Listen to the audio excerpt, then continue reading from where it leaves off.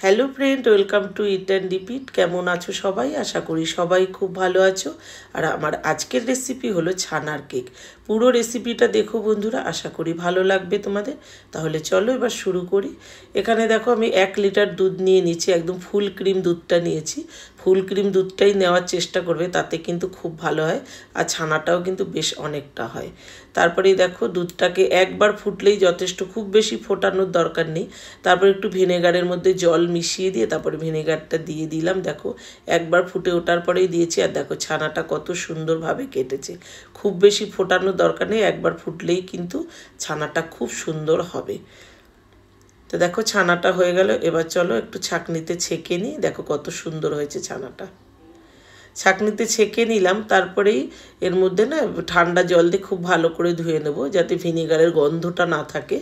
তা খুব ভালো করে ধুয়ে নিয়েছি। আর খুব টাইট করে একদম ছানাটাকে জল ছাকার কোনো দরকার নেই। একটু এইভাবে হাতা দিয়ে পেস্ট করে করে তারপরে জলটাকে করে একদম ভেজা ভেজা থাকতে থাকতেই ছানাটা নিয়ে নেব একটা বোলের মধ্যে। অবশ্যই ঠান্ডা হয়ে যাওয়ার পরে নেবে ছানাটা। তারপরে এখানে দিয়ে দিলাম আমি 3 চামচি চিনি। তা 3 চামচি চিনি দিলাম। তোমরা চাইলে যদি মনে করো একটু বেশি মিষ্টি খাবে দিতেই পারো, তবে ছানার কেকে একটু মিষ্টি কম হলেই কিন্তু বেশি ভালো লাগে। তা এইভাবে হাত দিয়েই কিন্তু ছানাটাকে খুব ভালোভাবে মাখতে হবে, তাতেই কিন্তু চিনিটাও আস্তে আস্তে দেখবে মেল্ট হয়ে যায়। আর এইভাবে হাত দিয়ে মেখে করলেই ভালো হয়, একদমই মিক্সিং জারে দেবে না। ছানাটা এইভাবে হাত দিয়ে করলে তাতে ছানাটা একটু দানা দানা কেকের মধ্যে লাগবে, তাতে কিন্তু খুব ভালো হয়। আর দেখো এই রকম হবে। আর আমার হাতে ওই যে লাল রঙটা দেখতে পাচ্ছ, আজকে বৃহস্পতিবার তো পুজো করতে বসেছি, মাকে আলতা পরাতে গিয়ে আমার হাতে আলতাটা লেগে গেছে। তা সেই রঙটাই হাতে লেগে আছে। তারপরে আমি এটা মাখা হয়ে যাওয়ার পরে 3 চামচি দিয়ে দিলাম সুজি। তারপরে একটুখানি দুধ দিয়ে দেবো, যেহেতু সুজিটা একটু জল টানে, তো তার জন্য দুধ একটু দিতেই হবে। তারপরে 3 চামচি দিয়ে দিলাম ময়দা। এবার আমি এটাকে খুব ভালো করে মিশিয়ে নেব। মিশিয়ে নেওয়ার পরে এটাকে আমি 10 থেকে 15 মিনিট কিন্তু একটু ঢাকা দিয়ে রেস্টে রেখে দেবো।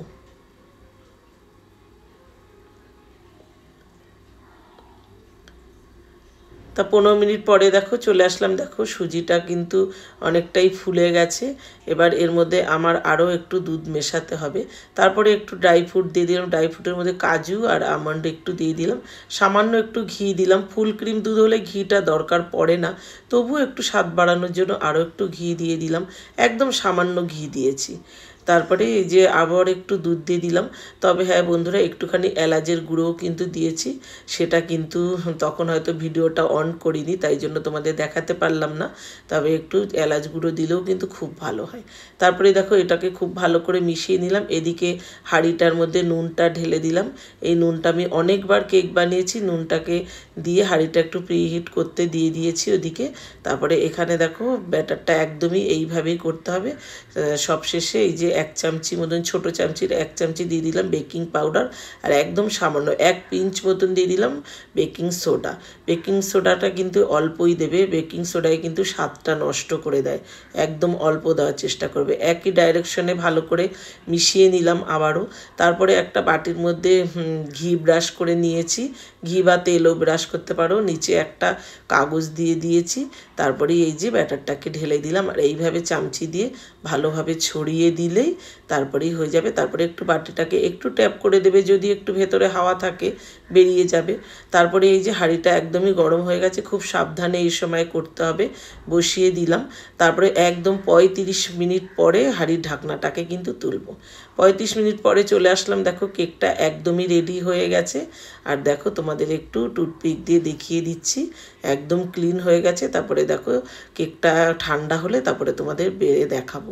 আর আজকে আমার ছেলের জন্মদিন, তা ছেলেই কাটবে কেকটা, সেটাই দেখবে তোমরা। তাহলে এই কেকের রেসিপিটা তোমাদের কেমন লাগলো বন্ধুরা অবশ্যই কমেন্টে জানিও। ভালো লাগলে অবশ্যই লাইক শেয়ার করে দিও, চ্যানেলটাকে অবশ্যই সাবস্ক্রাইব করে দিও। আর দেখো কত সুন্দর কেকটা হয়েছে। এইভাবে উল্টো করেই রাখলাম, আর এই যে ছেলেকে দিয়ে দিয়েছি খাবারের সামনে কেকটা। কেক ওর দিদিও এনেছে, তাও বলেছে মা যে কেকটা বানিয়েছে সেটাই আগে দাও। তা ছেলেই কেকটা কাটলো আগে।